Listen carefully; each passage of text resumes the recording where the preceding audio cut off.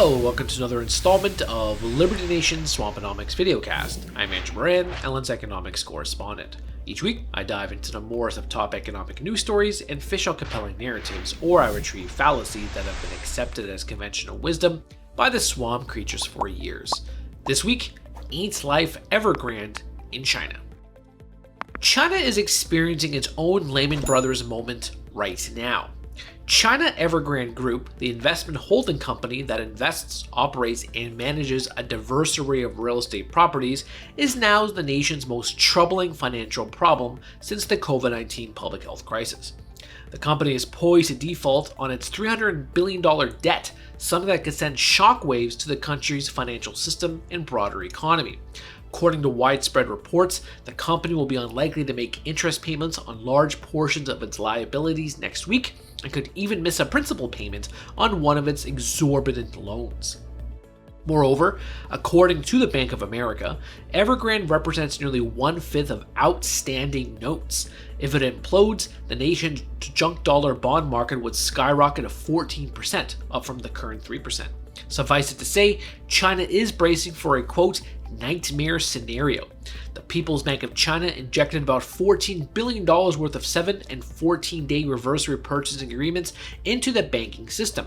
This was the largest cash injection since February, but will it be enough to prevent an economic collapse?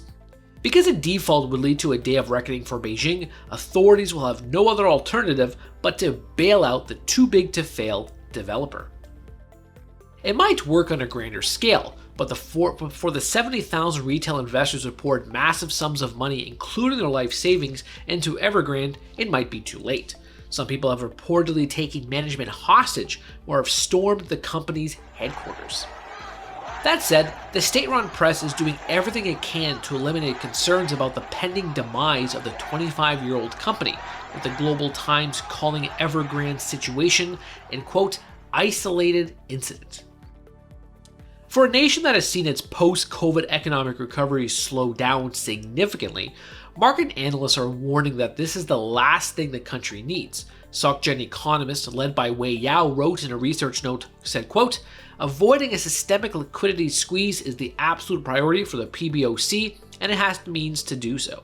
A Lehman-style financial market meltdown is not our top concern, but an extended and severe economic slowdown seems a lot more probable.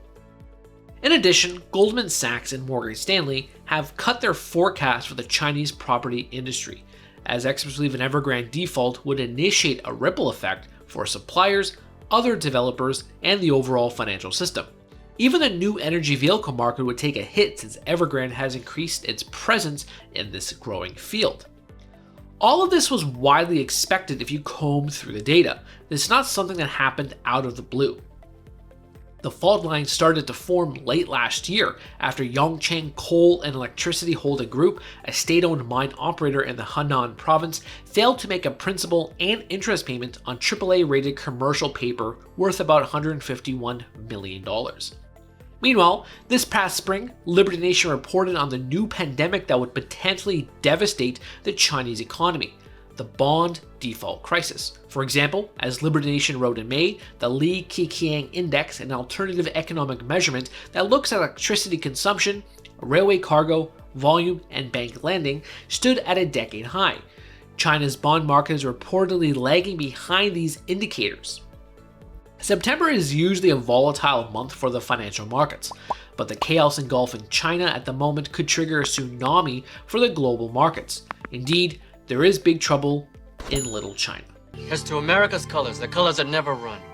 May the wings of liberty never lose a feather. That's it for me this week. Please read my full Swamponomics column, where I dive a bit deeper into the Evergrande crisis, the US fiscal mess, and the Federal Reserve airing its dirty laundry. Thank you. Who are we? We are Americans that believe in liberty. We are a project of the nonprofit One Generation Away. We are patriots who apply the founding principles to the issues of today. And they keep moving the goalposts on us. We are educators and commentators who love America and the Constitution. Who are we? We are Liberty Nation.